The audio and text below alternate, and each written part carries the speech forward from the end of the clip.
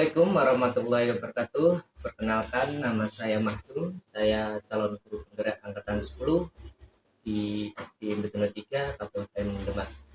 Eh, untuk saat ini saya akan melakukan wawancara terkait pengambilan keputusan, yaitu kasus dilema etika atau kejutan moral bersama Ibu Nunu, Kepala Sekolah SD Betuno 3.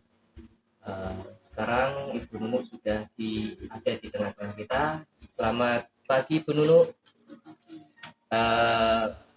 Bagaimana kabarnya hari ini?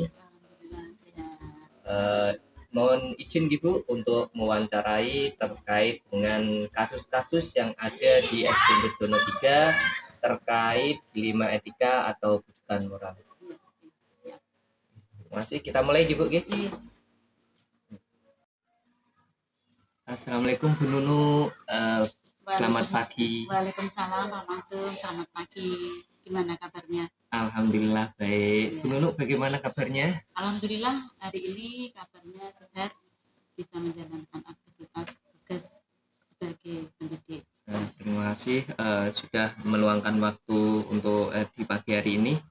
Ini Bu Nunu, saya ingin bermaksud untuk wawancarain dengan terkait kasus-kasus yang ada di sekolah SD Betuno 3. Mungkin Bu Nunu merasa terdapat kasus yang mengajak dilema etika atau kejutan moral itu. Apakah bersedia Bu Nunu? Ya, bersedia Pak. Kita mulai ya, monggo. Yang bisa saya sampaikan? Terima kasih untuk yang pertama. Untuk pertanyaan yang pertama Bu Nunu, selama ini bagaimana Bu Nunu dapat mengidentifikasi kasus-kasus yang merupakan dilema etika atau kejutan moral? Oke. Di dalam kasus itu kan biasanya ada dilema etika dan kejutan moral. Dilema etika sendiri itu benar lawan benar, kemudian kalau kejutan moral itu kan benar lawan salah gitu ya.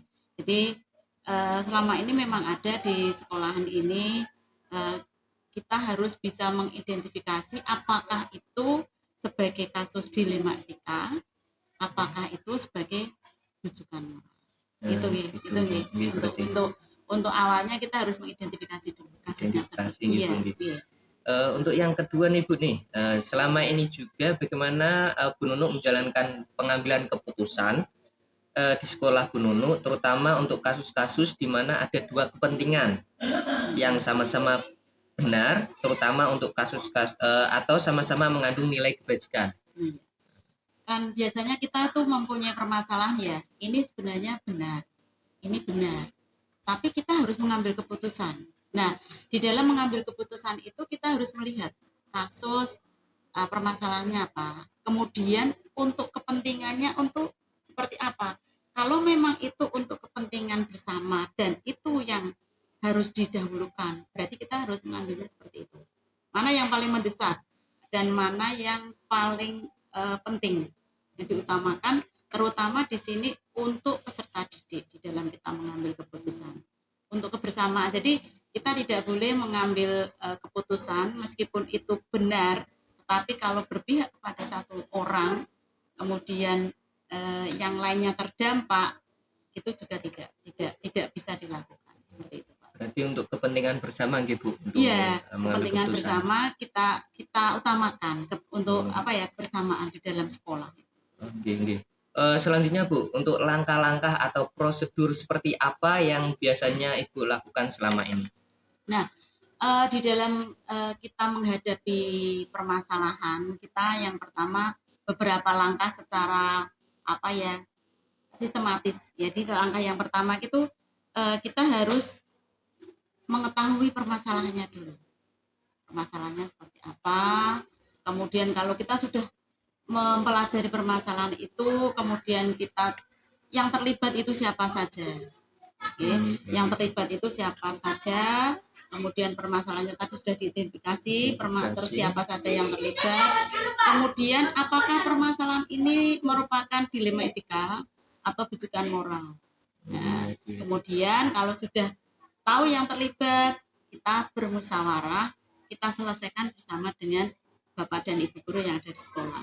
Nah, kalau sudah disepakati, kita sudah mengambil keputusan, keputusan itu juga harus ditindaklanjuti, dievaluasi. Apakah keputusan yang diambil itu sudah baik atau mungkin perlu diperbaiki, seperti itu.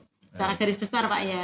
Gini, berarti secara garis besar itu sudah keputusan itu apakah baik untuk kita gitu, bukan untuk yang lain, untuk umum. Nah, selanjutnya Bu, hal-hal apa saja yang selama ini anggap Ibu efektif dalam pengambilan keputusan pada kasus-kasus dilema etika? Kalau yang efektif di dalam pengambilan keputusan tadi ya, kita menggunakan dengan forum diskusi ya. Forum diskusi itu dengan warga sekolah. Kalau memang itu permasalahannya di dalam lingkungan sekolah secara akademik, berarti kita dengan Bapak Ibu guru. Okay. Tapi kalau memang itu melibatkan orang tua, kita ajak orang tua untuk melakukan diskusi. Kalau memang ada permasalahan anak, kadang kan kita juga punya masalah dengan anak-anak ya, dengan anak-anak melakukan tindakan melanggar disiplin, gitu kan kita juga harus melibatkan anak. Jadi kita melihat konteksnya tuh seperti apa, apakah kita hanya cukup guru, apakah guru nanti melibatkan murid, melibatkan orang, seperti itu. Jadi kita lihat kasus dengan siapa gitu. Iya, dengan siapanya ya. Nah, semua itu kan tidak mudah Bu. Pasti ada hal-hal yang selama ini merupakan tantangan dalam mengambil keputusan pada kasus dilema etika. Tantangannya apa saja Bu? Ya, tantangannya tuh biasanya kalau itu bujukan moral itu.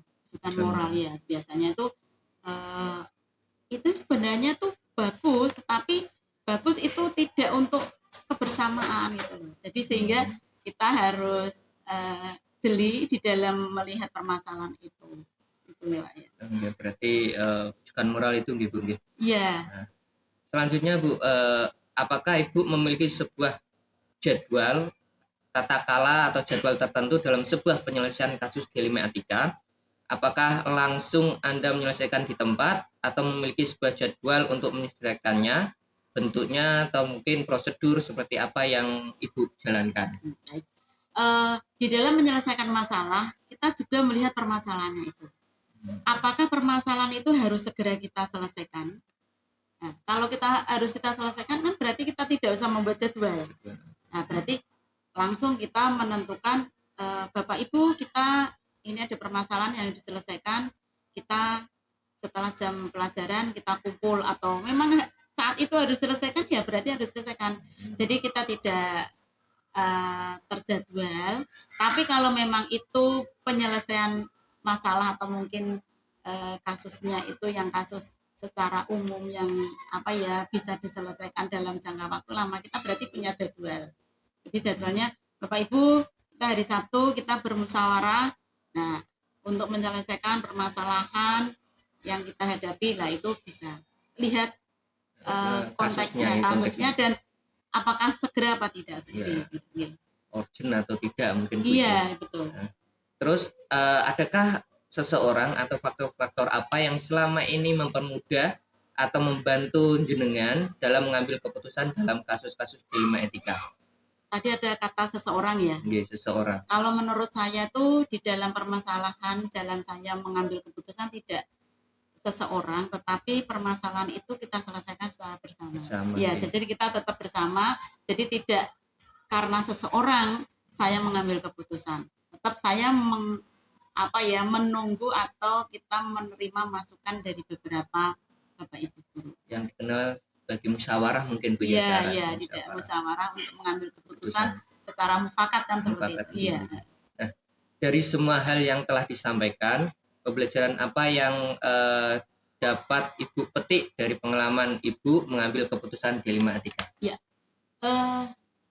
Yang saya garis bawahi di dalam pengambilan keputusan itu tidak boleh diambil oleh satu orang. Ya. Tidak boleh diambil satu orang, harus melakukan koordinasi atau bermusyawarah. Dan kita harus bisa mencermati permasalahan itu bagaimana. Jadi kita harus tadi langkah-langkah yang harus kita tempuh, diantaranya kita identifikasi dulu kasusnya apa, siapa yang terlibat, kemudian kita mengambil keputusan, kemudian kita evaluasi, dari pengambilan keputusan tersebut. Ya, terima kasih Bu sudah meluangkan waktu dan sudah mau menceritakan tentang pengalaman terkait kasus-kasus di lingkungan etika. Semoga kedepannya semakin sekolahnya semakin maju dan Ya. Ibu sendiri tambah sehat, tambah sukses. Terima kasih Amin, Bu. amin. Terima kasih, Yes. Pak. Assalamualaikum warahmatullahi wabarakatuh. Waalaikumsalam warahmatullahi wabarakatuh.